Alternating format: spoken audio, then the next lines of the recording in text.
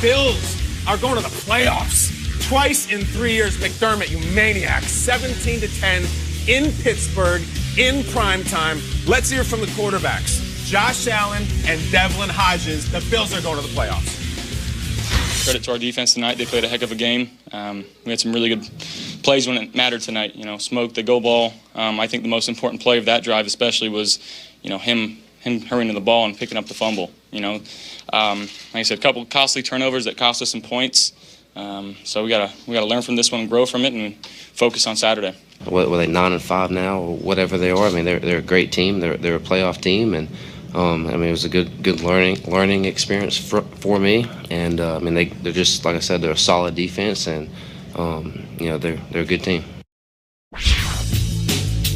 Allen threw just his second interception since Week 7. He has been a bit more accurate, and they get the win. More on this, of course, looking at the playoff picture. The Bills clinching a playoff spot for the second time in the last 3 years. They sit a game back of the Patriots. Just one game for the AFC East lead. And they, of course, have a showdown looming Saturday right here on NFL Network at 4:30 p.m. Eastern. Now, even with that loss, the Steelers are still hanging on to the final wildcard spot. They hold the conference record tiebreaker over the Titans. So, Nate, looks like the Bills were tired of hearing how good that Pittsburgh defense was. What aspect of this win over the Steelers impressed you the most? It was the other defense. It was the Bills' defense and what they did to Duck Hodges. We know that Duck Hodges is a young player, and you said it, Kay. He went to this game taking care of the ball, making smart decisions. That was the reason why Mike Tomlin came in and said, he's not going to kill us. Guess what? He did in this game because of this fantastic defense. Tre'Davious White, he is a shutdown corner. I know we talk about it every chance that we get, but this ball right here, he left it slightly inside, should have put it outside. Tre'Davious White takes advantage. Probably don't talk about Tre'Davious White enough. We don't. So when we do get a chance to, we're going to make sure the world knows that they have a true shutdown corner, all-pro guy in Buffalo. I mean, they sacked him 4 times. They turned him over 5 times. They caused 3 fumbles and recovered 1. Like, that's a defense that we thought was going to go into this game, and that's a defense that can carry them into the Super Bowl. You might not have confidence in Josh Allen throwing with the best quarterbacks in the game. Maybe he's not going to light up the sky and throw 51 times and put up 400 yards, 5 TDs in the air. But if that defense plays well and Josh Allen takes care of the ball, they'll have chances to win low-scoring affairs just like this. The Bills were down 10-7 in this game. They had the ball in the red zone, and they went 6 straight runs for 1 yard and settled for a field goal. And you're kind of like, hey, Bills, that's fine, but, can we go for it? Then we come out of commercial, and it's late fourth quarter, and the Steelers fans have the terrible towels going. It's 10-10, and the renegade music is going wild. And look at this, please. Yeah. And we come out of commercial, and it's 10-10. And what do we got, Bills? We're facing this, and Josh Allen cocks back and lets it rip. Where's John Brown? Let's go for the jugular. I love the attack here. This was 10-10. This drive was everything you want to see if you're a Bills fan. We're not going to cower into the night. We're not going to settle for field goals. We are going to take it to them in their building. Their strength coach is a guy named Hal Luther. What's he got? He uses the term ride the lightning. That's what's all over their strength room. Ride the lightning. They rode the lightning and they rode Josh Allen when they needed it most. They stepped right into the belly of the beast and they came out swinging. I loved what I saw from the Bills in crunch time in this. Was that Tyler Kroft with the game? Wasn't he the one who caught the touchdown for the Bengals and got the Bills into the playoffs? Is that the thing? Yes, Taylor Kroft caught that touchdown for the Bengals. Wow. Buffalo He's beloved up in Buffalo. And Coach Luther says, ride the lightning? Ride the lightning. And the Steelers fade to black. I am impressed by just the adulthood of all this. The Bills haven't won a Sunday night football game in almost 20 years. It's been that long. And I always say for these quarterbacks, no matter how good your defense is, no matter how good you're running, there's always the 3rd and 9 factor. You got to make a throw. 3rd and 9 literally was the down and distance for Josh Allen when he reared back to chuck it to Bills legend Tyler Kroft right in the end zone, in the face of that. Peter, when you just showed that stadium, that looked like a DC United or something overseas, Arsenal. Like, that place was wild. And I love the way the Bills handle it. They're built right. Back to Thanksgiving. They beat Dallas. National holiday coming up party for the Bills. There's Josh Allen with the turkey leg, and the question teed up to him, what message did you send the country today? He goes, we got work to do. Yesterday, the second they clinched the second playoff game in 3 years, McDermott says, we have work to do. Brandon Beane, the GM, you've reshaped the entire team. You've worked miracles. Do you want to beat your chest a little bit? He literally says, We have by no means arrived. We are a work in progress. That is a team that gets it. And that progress may include having to knock off New England next week. If not now, when? I love this team. Back games on NFL Network on Saturday. It is the Bills facing the Patriots in AFC East showdown right here on NFL Network. We love football. We have a triple header on Saturday. Yeah. Tune in early.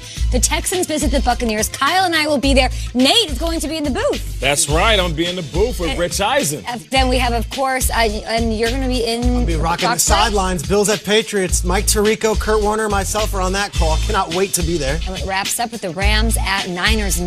Oh, we'll get to you, Niners. But let's check in on their friends in the. This was, in no doubt, in the hands of the Cowboys from the beginning to the end. And there's the superstars right there, Dak Prescott, Zeke Elliott. They beat up on the Rams 44-21. Got a nice NFC East showdown against those Eagles in Philadelphia in Week 16, a pivotal matchup. As we welcome in Ian Rappaport this morning. He's somewhere in New York. What's the latest on the Cowboys, Ian, after this win? Okay, usually we come on here, we talk about Jason Garrett's job status and how Jerry Jones is not going to fire him, and I want to see what happens till the season ends. What you saw yesterday for the Dallas Cowboys was a reminder of why Jerry Jones has not fired Jason Garrett, and essentially it is this. They believe that Garrett is the best coach to get them to the playoffs and possibly win, and you see that performance on the field, you can at least understand why Jerry Jones has not quite given up hope. They actually beat a team with a 500 record. They actually demolished a team with a 500 record. And reading some of the comments, listening to some of the interviews from Jerry Jones postgame, there were two things that stood out to me. One, as he said, this reminds me that the season is not over. And two, he would like nothing more, and I believe Jerry Jones means this, nothing more than to ride the coattails of Jason Garrett to a playoff ride, wherever that takes him. This right here, what you saw yesterday, is why Jerry Jones has not made a coaching move. He believes this coaching staff gives him the best chance to advance. And the Cowboys hold on to first place in the NFC East. They, of course, hold the head-to-head tiebreaker over those Eagles, who they will meet in Week 16. Thanks so much, Ian. We'll talk to you a little bit later. Elsewhere. Eagles stay alive, 7-7. And after the game, Carson Wentz, who was just fantastic down the stretch, was asked about facing the Cowboys next week in a huge showdown, which could decide it all. Yeah, it's exciting. You know, shoot, the last couple weeks, it's backs against the wall, and that doesn't change. You know, that doesn't change. And we got Dallas coming in, and we know what that means to this city each week, regardless of the circumstances. But we also know the circumstances and what's riding on it as well. So we'll be ready, and we'll be excited.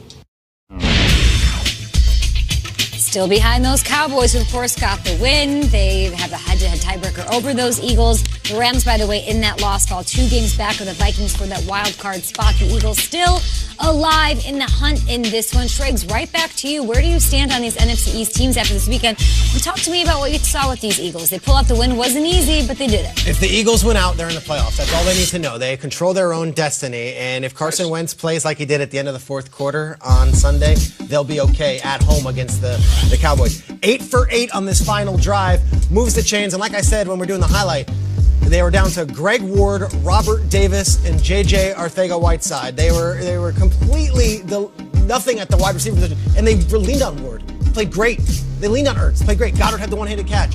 Eagles have something here. If you look at the last 6 quarters. Are you in on Carson? I am, because against the Giants, back against the wall, finds a way. And in this one here, on the road, back against the wall, saved his best for last. Carson Wentz, slaying some dragons here, I think. Proving himself a little bit. Huge win. That was really big. Urban Meyer was in the building. There's also an urban legend known as Miles Sanders. Peter, putting you on the spot. Monday morning trivia right now. Last 100-yard rusher for the Philadelphia Eagles before yesterday. Come on! Jay Ajayi. Sproles! LeGarrette Blount. Wow. 2 years ago, 2017. Guys, it's been missing. Miles Sanders cranked off 122 and said afterwards, he gave some Eagles fan erotica. He said, when we're down, put it on my shoulders. I will carry this team. I love that. Dallas is going to see a ton of this rook who's pretty fresh considering it's this time of year. Look out.